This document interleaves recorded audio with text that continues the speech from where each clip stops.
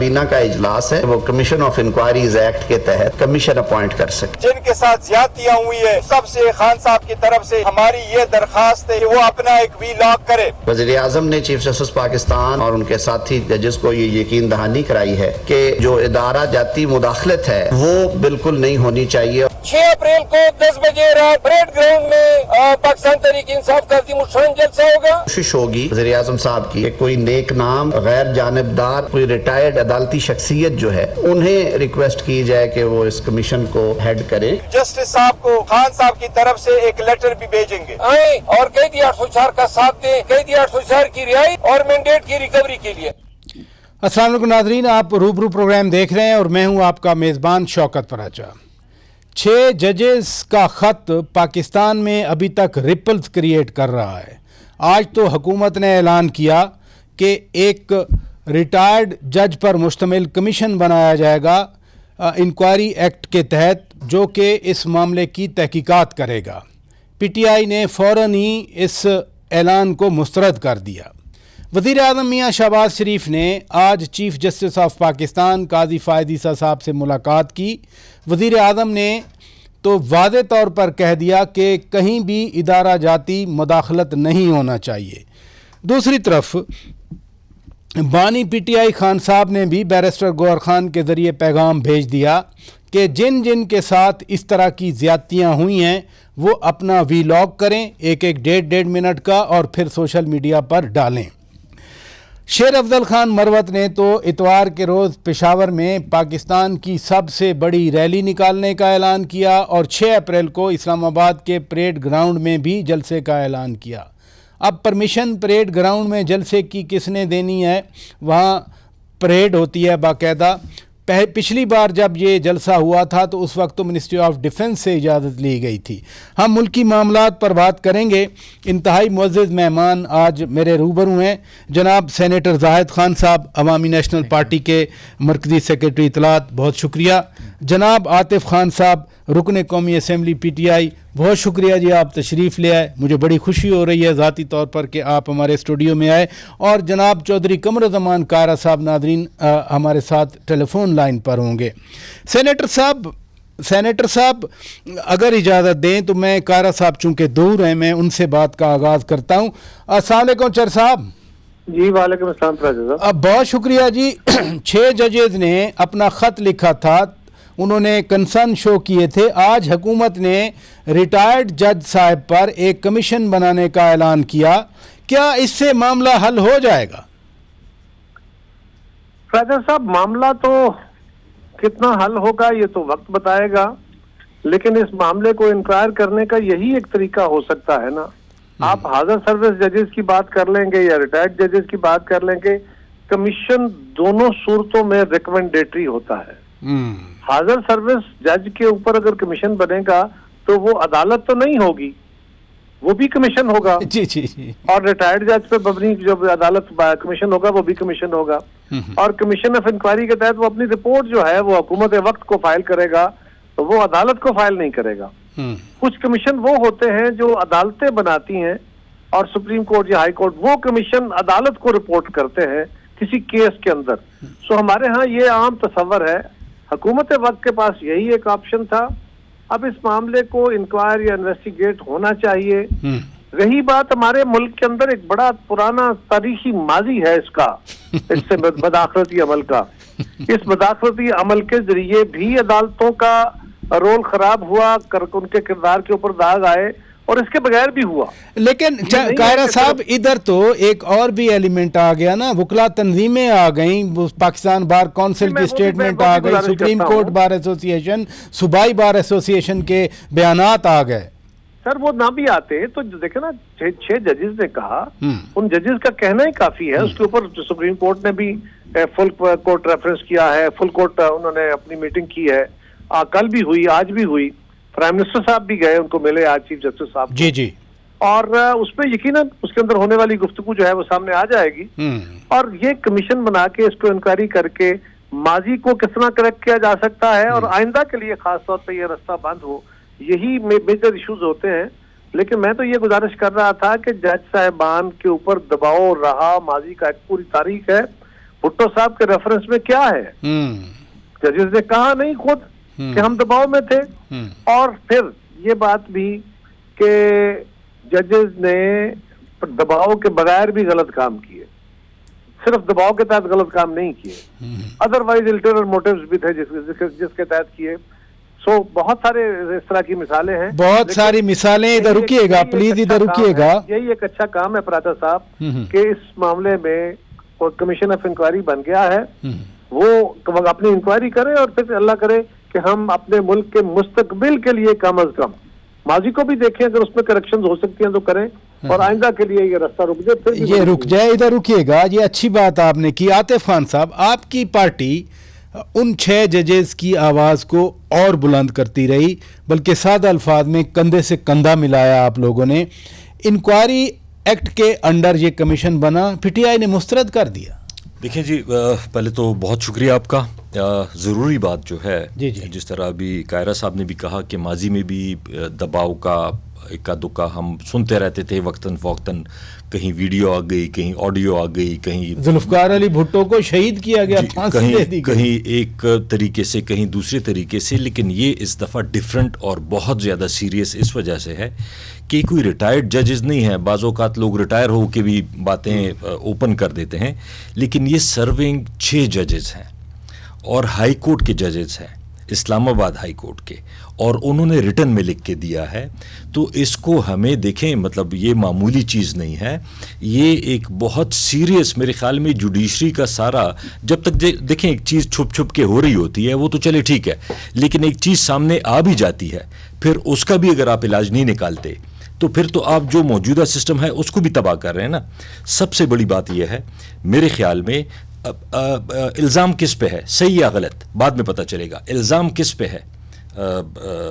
इस पे जुडिशरी की तरफ से है कि जी एडमिनिस्ट्रेटिव जो है आम गवर्नमेंट का वो मुदाखलत कर रहा है।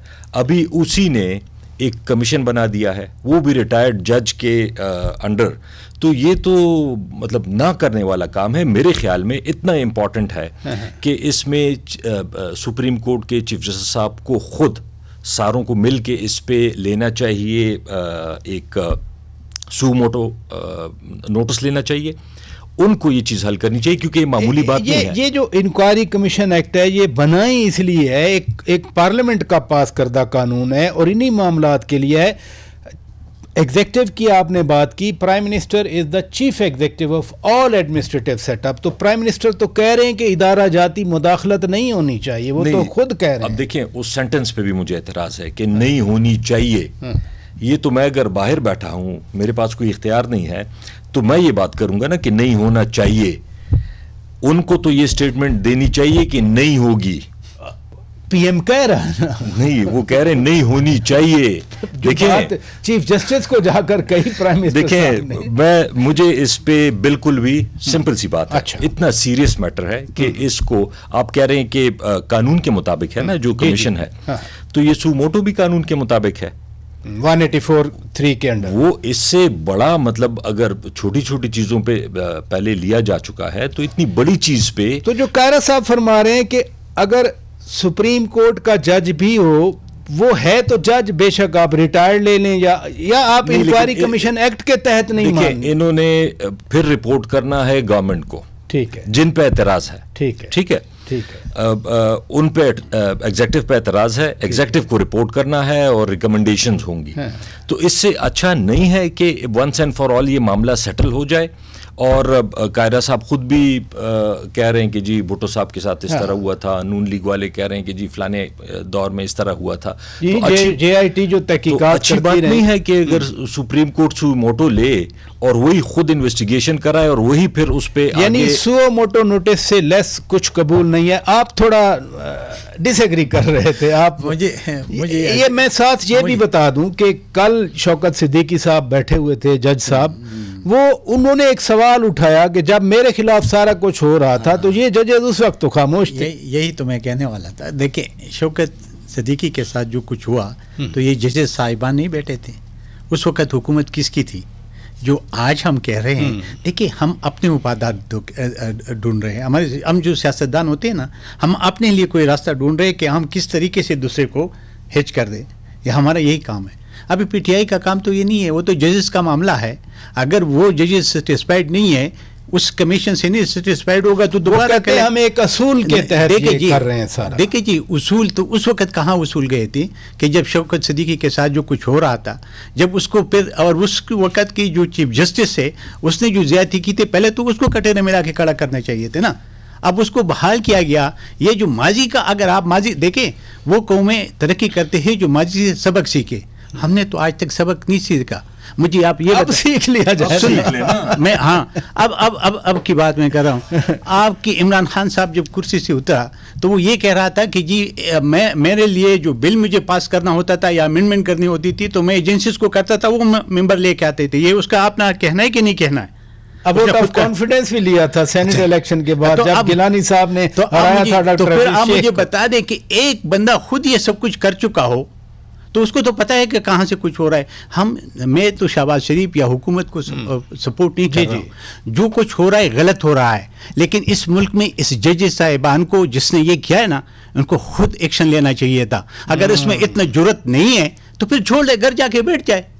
अगर वो इससे डरते हैं कि जी क्या ऐसाई का होगा या कोई भी होगा, कोई भी होगा, कोई भी होगा, ठीक है ना। नहीं, मेरे लिए तो कोई मसला नहीं है ना, कोई भी होगा तो ये जज साहब उसको बुला लेते, उसको कहते कि आओ तुम रिपोर्ट करो कि तुमने क्यों ये हरकत की है। क्योंकि आप इस मुल्क में देखें, मेरे और आपके साथ जब ज्यादती होगी तो हम जाएंगे इसी जज साहब के पास। ये जज साहब तो जब अपने आप को नहीं बचा सकते हैं, ये अपने लिए इतने सुन लें, तो मैं ये कहता कि ये इसके लिए इतना खौफ है, इसके दिल में इतने खौफ है कि ये जाके लेटर लिखते हैं कि ये हमें बता दे। भाई आपको क्यों बता दे? आपके पास इख्तियार है, आईन ने आपको इख्तियार दिया, पार्लियामेंट ने आपको इख्तियार दिया, कौम ने आपको इख्तियार दिया, आप करें ना। आतिफ खान साहब कुछ कहना चाह रहे हैं, फिर मैं ब्रेक की तरफ दो बातें कहना चाहता हूं। एक तो यह है कि जाहिद खान साहब ने कहा कि जी पीटीआई से इसका क्या ताल्लुक है। पीटीआई से इसका डायरेक्ट ताल्लुक है, हमारे सारे केसेस वहां पे लगे हुए हैं। जो उन्होंने कहा कि जी हमारे ऊपर प्रेशर है, तो आप क्या ऐसे जजेस के फैसले को कबूल करेंगे कि जो खुद ये कह रहे हैं कि जी हमारे ऊपर प्रेशर है? वो कैसे सही फैसला होगा? दूसरी बात यह है कि अगर हमारे दौर में भी कोई गलत हुआ था, मैं तो ये नहीं कह रहा कि अगर पहले कोई गलत हुआ था तो अब सारी उम्र हम गलत करते रहें, या अगर जजेस साहिबान हैं, अगर उनके ऊपर एक पहले दबाव था और अभी भी अगर उन्होंने उसका इजहार किया है, अच्छी बात है, हमें अप्रिशिएट करना चाहिए कि जी चलें, बोले तो है ना कि इसके बाद अगर चीजें ठीक हो जाती हैं। पॉइंट मुझे ब्रेक का कहा जा रहा है, नाज़रीन ब्रेक लेते हैं। ब्रेक के बाद जब वापस आएंगे, कारा साहब से मेरा सवाल होगा। आज बैरिस्टर गौहर खान ने कहा कि जिन जिन के साथ ज्यादतियां हुई हैं वो वीलॉग करें और सोशल मीडिया पे डालें। सोशल मीडिया पे पहले भी प्रोपोगेंडा होता है और फिर तो हर दूसरा आदमी आ जाएगा। क्या इससे पाकिस्तान के इदारे बजाते खुद पाकिस्तान बदनाम नहीं होगा? ब्रेक के बाद कारा साहब से जवाब लेते हैं। नाज़रीन stay with us. Welcome back नाज़रीन। एक छोटी सी ब्रेक लेना पड़ गई थी। चौर साहब, आप बात कर रहे थे, मेरा सवाल यही था कि जब एक एक मिनट की वीलॉग सोशल मीडिया पे आएंगी और वीलॉग करने वाले जाली होंगे, असली होंगे, कौन होंगे, सोशल मीडिया आपको मालूम है, तो मुल्क तो बदनाम होगा फिर हर सतह पे। राजेश साहब, पहली बात तो यह है कि मैं जाहिद खान साहब ने जो गुफ्तगू की मैं उसको सेकंड करूंगा। जी जी। जज साहबान को चाहिए था कि ये खत लिखने की बजाय खुद इकट्ठे होके ये नोटिस दें, जस्टिस को मिल लेते अपने को करके। लेकिन चले, अब मसला यह है कि गवर्नमेंट के नोटिस में आया तो इससे अदालत ने 2 फुल कोर्ट मीटिंग आज और कल, ये पाकिस्तान की तारीख में ये भी एक गैर मामूली वाकया है कि 2 फुल कोर्ट मीटिंग्स हुई हैं 2 दिनों में। प्राइम मिनिस्टर जाके मिले हैं चीफ जस्टिस साहब से। अब हुकूमत वक्त के पास इस मामले का जो नोटिस देना था वो यही था कि वो कमीशन ऑफ इंक्वायरी एक्ट के तहत कमीशन बना देते, उन्होंने बना दिया। जज साहबान ने खत लिखा है चीफ जस्टिस साहब को और चीफ जो सुप्रीम जुडिशियल काउंसिल को, वो क्या एक्शन लेते हैं वो जुडिशरी का इशू है, उनसे आपका मुतालबा दुरुस्त है, वो अगर एक्शन लेंगे तो और सूरत है। तीसरी गुजारिश यह है जो आपने फरमाया कि इससे मुल्क की बदनामी होगी। मुल्क की बदनामी तो पहले कोई कमी नहीं है, इससे और ज्यादा धूल उड़ेगी। और इस वक्त पीटीआई का पूरा ये मकसद है कि वो किसी भी तरह पाकिस्तान के ऊपर दबाव बढ़ाएं, भले वो IMF को खत लिख के बढ़ाएं। वो क्यों दबाव बढ़ाना चाह रहे हैं? ये तो आपको कौन सा नहीं पता, आप इतने ही सादे हैं क्या? नहीं, मैं तो आपसे जानना चाह रहा हूँ फराजा साहब, आप इतने ही सादे हैं क्या? वो अपने लीडर के लिए रिलीफ चाहते हैं और क्या करना चाहते हैं। बात यह है, मुझे इससे भी कोई तहर्रुक नहीं है, लेकिन इशू ये है कि मैं माजी में नहीं जाना चाहता कि इनके दौर में क्या हुआ। अगर माजी में गलत हुआ तो आज नहीं होना चाहिए, ये बात बिल्कुल दुरुस्त है। आज वो प्रैक्टिस रिपीट नहीं होनी चाहिए, लेकिन ये बात भी देखनी चाहिए कि ये दिन तो गुजर जाएंगे अच्छे बुरे। और आज ये ख्याल कीजिएगा कि इन 6 जज साहिबान ने जो खत लिखा है, अभी से इन अदालतों से तो हमारे इन दोस्तों को इंसाफ की तवक्को रखनी चाहिए ना, कि जिन्होंने अपने ऊपर होने वाले दबाव को अयां कर दिया, लिख के आपके हाथ में भी परवाना दे दिया, सुप्रीम कोर्ट को भी मखमसे में डाल दिया, हुकूमत वक्त के ऊपर भी दबाव बढ़ गया।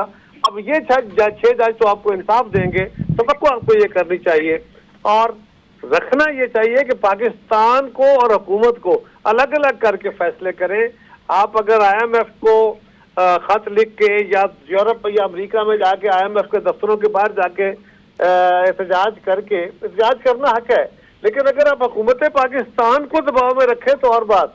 अगर आप पाकिस्तान का नुकसान कर देते हैं, यानी पाकिस्तान का अगर कर्जा रुक जाए और पाकिस्तान डिफॉल्ट कर जाए, तो ये पाकिस्तान की रियासत का नुकसान। ये फेयर पॉइंट चर साहब, इधर रुकिएगा। आतिफ खान साहब वो कह रहे हैं कि रिहाई के लिए ये सारा कुछ किया जा रहा है। शेर अफजल खान मरवत साहब ने भी जब पेशावर रैली की बात की तो उन्होंने कहा कि कैदी नंबर 804 यानी खान साहब की रिहाई के लिए हम रैली निकालेंगे।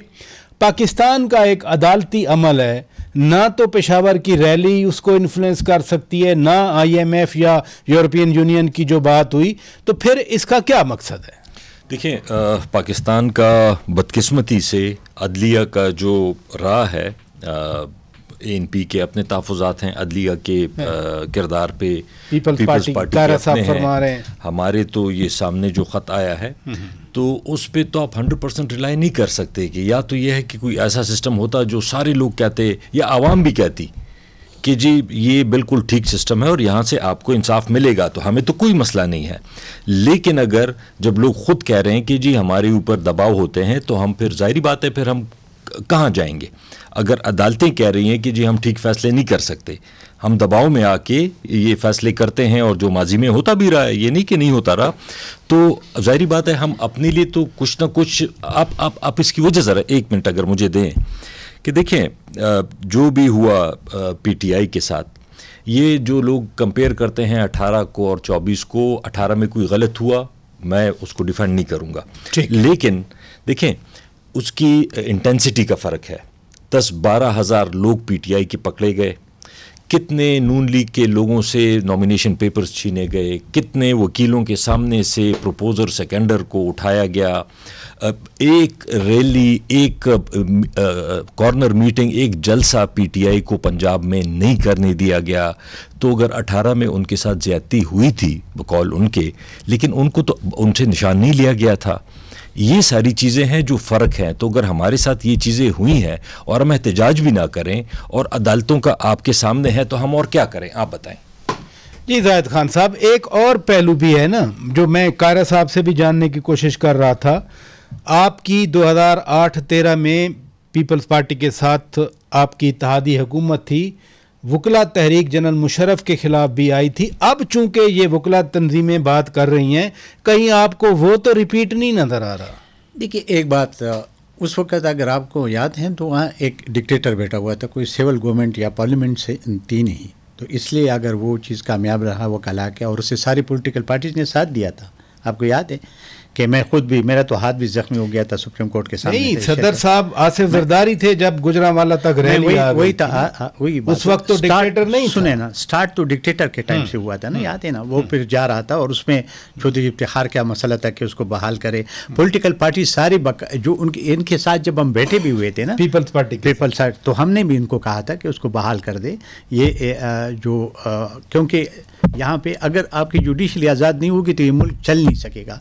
तो इस पे उस आज़ाद जुडिशरी ने हुकूमत नहीं चलने दी, हर फैसला नलीफाई किया, हत्ता के वज़ीर आज़म को भी निकाल दिया 3 सेकंड की सज़ा। मैं बताना चाहता हूँ चौधरी इफ्तिखार की 18 अमेंडमेंट को हमने पास किया तो उसने जजेस के इख्तियारात पार्लिमानी कमेटी के पास आए थे, तो उसने उसको होल्ड अप किया ऐसे ही, और उसने कहा कि मैं इसको नहीं करने दूंगा जब तक आपने हमारे लिए 19 अमेंडमेंट पास न किया हो। 19 अमेंडमेंट हमारे गले पे बंदूक रख के उसने पास करवाया क्या, और आप जजेस की तैनाती में पार्लियामेंट का कोई किरदार नहीं रहा, बल्कि मैंने तो पार्लियामेंट में फिर उस वक्त सेनेट में उठ के मैंने यही कहा, कायरा साहब है ये मिनिस्टर था, इसके साथ तो रोज मेरी लड़ाई होती थी। हम तो कहते थे कि देखे ये नहीं होते हैं, हल्के अमीन की इत्तेहादी थे, लेकिन एक उसूल पे हमारी बात होती थी, इख्तिलाफ होता था। तो अब उस वक्त मैंने उसे कहा कि जी ये जो हमारी पार्लियामेंट को आपने रबर स्टैम्प बनाया हुआ है कि उधर से जो चीज़ आए अगर हम पास करें या न करें फिर भी वो जजेस लगा देते हैं। बल्कि मुझे याद है वज़ीर आज़म गिलानी साहब किसी शादी में जाके आशोर कर रहे थे कि ठीक है भाई आप जो करना चाहते हैं करें। तो मैं वही कहना चाहता हूँ, देखिए उसको 30 सेकंड के अंदर फारिग कर दिया। तो ये जुडिशली का तो एक ऐसा हमारे मुल्क के अंदर तो ऐसा रिकॉर्ड है कि वो तो कभी ठीक हुआ नहीं है, ना हो सकता है। आप मुझे ये बता दें कि अगर एक तरफ वो कहते कि जी हमारे पे प्रेशर डाल रहे एजेंसीज, तो दूसरी तरफ अगर पीटीआई वाला प्रेशर डाले अवाम का रोडों पे लेके आ रहे हैं, तो इन उसमें फ़र्क क्या रह गया भाई? उनको अपने फैसले करने दें, उनमें अपने खुद जुर्रत में फिर कहता हूँ कि उस जजेस के अंदर अपनी जुर्रत होनी चाहिए, और उसकी जिस चीज़ से उसने हल्फ उठाया, जिस आइन के ऊपर उसने हल्फ उठाया कि मैं न किसी खौफ से न किसी रिश्ते से, लेकिन ये रिश्ते भी कर रहे हैं ख्वातीन और बच्चे, इनको जब बात करते हैं तो उसी तरह जाके, क्योंकि सोशल मीडिया इनके पेवर में जाते हैं और वो फिर मैं आपसे शुरू कर दूंगा। नादरीन ब्रेक लेते हैं, ब्रेक के बाद जब मैं वापस आऊंगा, तीनों लीडिंग पॉलिटिशियंस हैं पाकिस्तान में टेररिज्म के हवाले से। अभी सानिया हो गया दासू वाला, मैं ज़रूर इस पे बात करना चाहता हूं क्योंकि आज वज़ीर दाखिला मोहसिन नकवी साहब गए पेशावर में, और वहां पर वज़ीर आला अली अमीन खान गंडापुर ने वाज़े तौर पर कहा कि जो कंसर्न किसी भी पाकिस्तानी को पाकिस्तान की सलामती के मुतल्लिक हो सकते हैं, दहशत गर्दी के ख़िलाफ़ भी अली अमीन खान ने अपने अज़्म का अयादा किया। ब्रेक के बाद मैं मेहमानों के सामने ये नुकात रखूंगा। Stay with us. Welcome back नाजरीन, आप रूबरू प्रोग्राम देख रहे हैं। अब हम थोड़ा सा सिक्योरिटी की तरफ जाते हैं, जो पाकिस्तान के असल मसाइल हैं। जाहिद खान साहब, मसलसल आपके सूबे में और फिर दीगर जगहों पे, गवादर में हुआ, ट्राई की गई, तुरबत में ट्राई की गई, दासू में अनफॉर्चुनेट वाक़या हो गया।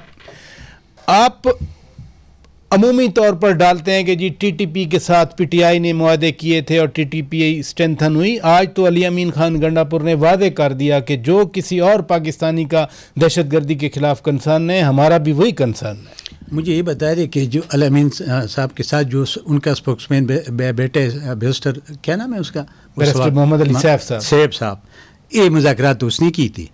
और जब ये तालिबान का दोहा माहिदा हुआ तो यहाँ पे इमरान खान साहब प्राइम मिनिस्टर थे, उसने कहा कि गुलामी की जंजीरें तोड़ दिए अफ़गानिस्तान ने। हम उस वक्त चीख रहे थे कि ये गुड और बैड नहीं है, ये सारे बैड है, कोई मानने को तैयार नहीं था। 2013 में जो हमारे साथ हुआ, ये लोग जलसे कर रहे थे, हम अपने शहीदों के जनाजे उठा रहे थे। 2018 में भी हमारे साथ ये हुआ, लोग जलसे कर रहे थे, हम अपने शहीदों के जनाजे उठा रहे थे, और हम यही चीख रहे थे कि हमारे सुबह तो बर्बाद हो गया। अब मुझे यह बता दें कि वो अभी तो हमारे दोस्त बैठे हुए ना उधर, वो जो हमने सारे ज़िंदगी पाली है, जिसके लिए हमें ताने भी मिलते थे, जब हम उसको बंदूक देते थे, जब हम उसको असला देते, जब हम उसको पैसे देते थे, हम बातें आज हमारे यही हाल है कि जो 40,000 ये खुद कह रहे थे। आज जो अफगानिस्तान से झगड़ा है उसी गवर्नमेंट के साथ इन्हीं लोगों की वजह से है ना। तो यही पाकिस्तान कह रहा है कि उनको पनाहगाहें न दी जाएं, उनको हमारे हवाले किया जाए, पाकिस्तान के मुजरिम है वो। तो फिर आपका गिला क्यों? सुने ना, जब अफगानिस्तान ये बंदूक वाले जाके बैठ गए तो हमारे एसआई की चीफ उधर जाके क्या चाय पी रहे थे, क्या कर रहे थे उधर? जब आपके प्राइम मिनिस्टर ये कहते हैं और फिर आप वो कहते हैं कि जी हम उसके साथ 40,000 लोग जो आपने लेके आए, हम चीख रहे थे। आपके कई प्रोग्रामों में मैंने कहा था, आपको याद होगा 2 साल से, कि हमारे रास्ता कोई अफगानिस्तान जो आता है ना कुनल से, वो सीधा दीर से आगे ये स्वात में गढ़फ्यूचार में, तो कोई मानने को तैयार नहीं। जब एक मेजर को और एक जो इंस्पेक्टर था कि डीएसपी था, उसको अगवा किया, तब इनको होश आया। तो वो लोग तो इधर अभी देखें, उनकी पनाहगाह उधर तो है ही, उसमें तो कोई शक ही नहीं है, लेकिन उनका यहाँ ज़िलों में भी अभी है। ये यही चैलेंज है। सपोर्टर्स भी है, उनके मददगार भी है, सलाहकार भी है।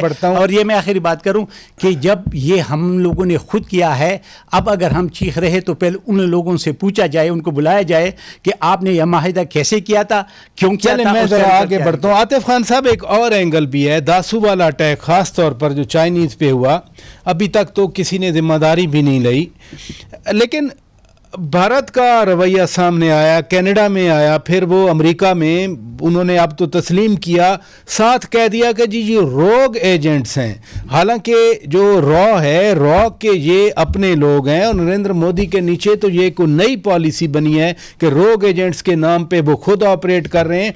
ये कितना बड़ा चैलेंज है, सिर्फ पाकिस्तान के लिए नहीं, पूरी दुनिया के लिए। देखें, इंडिया के उस पर एस्पेक्ट पे जो आपने बात की, उस पर मैं दूसरे नंबर पर आता हूँ। पहले जो जाहिद खान साहब ने बात की, एक तो ये चीज़ क्लियर होनी चाहिए कि पीटीआई का और पाकिस्तान की स्टेट का जो उसका टीटीपी के हवाले से है, वो वही है। अगर उस वक्त जो फैसला हुआ था, ये कोई इमरान खान साहब, ये स्टेट फैसले करती है, इस किस्म के फैसले स्टेट करती है, ये एक इंडिविजुअल का फैसला नहीं होता। अभी भी मैं ये कहता हूँ कि कार्रवाई होनी चाहिए। अगर अली अमीन साहब मिले हैं, अच्छी बात है, अगर नहीं आज मुलाकात हुई है, मैं यही कह रहा हूँ, अप्रिशिएट करना चाहिए, उनको अप्रिशिएट करना चाहिए कि बड़ी बड़ी चीज़ों पे, चाहे लॉ एंड ऑर्डर, ज़िंदगी से ज़्यादा और क्या इंपॉर्टेंट चीज़ होती है हमारे सूबे के लोगों के लिए, हर एक बंदे के लिए। तो अगर वो मिलते हैं, अच्छी बात है, हम पूरी सपोर्ट करेंगे। जो स्टेट की पॉलिसी होगी हम उसको इंशाल्लाह पूरे मुल्क के लिए, पाकिस्तान के लिए। अच्छा, दूसरी बात, जो इंडिया की बात की आपने, देखें सीपैक बन रहा है, सीपैक का मोस्टली उसमें चाइनीज़ इन्वेस्टमेंट है। इंडिया और चाइना का इंटरनेशनली एक प्रॉब्लम चला रहा है, पाकिस्तान और इंडिया का चला आ रहा है। तो इसमें तो कोई डाउट की बात ही नहीं है कि इंडिया डायरेक्ट उसमें उसको सबोटाज करेगा, जो कि जिसका नुकसान एक तीर से वो दो शिकार करेगा। वहाँ पे दोनों मसले होंगे। वहाँ पे आपके इंडिया अगर कोई तरह के काम करेगा तो उसमें नुकसान चाइना का भी है और पाकिस्तान का भी है। तो ऑब्वियसली वो एक फैक्टर है, उसको आप रूल आउट नहीं कर सकते। टीटीपी के साथ अलग एक इशू है, उस पर भी नो डाउट, मैं अगेन रिपीट करता हूं कि जो स्टेट की पॉलिसी होगी हम उसके साथ। बड़ी अच्छी बात आपने की। चौधरी कमरुज़्ज़मान कारा साहब, मैं स्पेशली ये जो अभी अटैक हुआ चीनी इंजीनियर्स पे, चीनी वर्कर्स पे दासू में, फिर ग्वादर में भी कोशिश की गई, तुर्बत में भी कोशिश की गई, ये एक बड़ा चैलेंज उभर कर पाकिस्तान के लिए आ रहा है। चीन के साथ दोस्ती की बुनियाद आपकी क़यादत ने रखी, फिर पिछले दौर में आसिफ अली जरदारी साहब हर तीसरे महीने चीन जाते रहे, सी पैक आया, अब उसको सैबोटेज करने की कोशिशें की जा रही हैं। फेज 2 आने वाला है। राजा साहब, एक तो ये है कि ये पाकिस्तान के ऊपर ही हमले हैं, ये खाली चाइना के ऊपर नहीं है। इस वक्त चूंकि चाइना वाहिद मुल्क है जिसके इंजीनियर्स या उसके वर्कर्स पाकिस्तान के इन प्रोजेक्ट्स पे काम कर रहे हैं। यहाँ अगर कोई दीगर वर्कर काम कर रहे होते तो पाकिस्तान के दुश्मन उन पे भी हमले कर रहे होते। तो मेरा जाती ख्याल ये है कि ये हमारे लिए बहुत तशवीशनाक है और हमारी रियासत मकदूर भर कोशिशें भी कर रही है। इसके ऊपर क्लैरिटी आने की जरूरत है, क्योंकि बहुत सारे दोस्तों की ये राय है कि अभी भी पाकिस्तान के खैबर पख्तूनख्वा में मुख्तलिफ अजला के अंदर वहाँ उनकी प्रेजेंस मौजूद है और उस प्रेजेंस को कर्टेल करना चाहिए। ये जो 40,000 लोग आए थे जिनका जिक्र कर रहे हैं जाहिद खान, वो जिनको सेटल किया गया था, उनकी हरकत देखनी चाहिए, वो क्या कर रहे हैं, और अगर उनकी हरकत दुरुस्त नहीं है तो उनके खिलाफ कार्रवाई होनी चाहिए। जब तक अब ये नहीं करेंगे, क्लैरिटी के साथ फैसला नहीं करेंगे, मामला खराब होगा।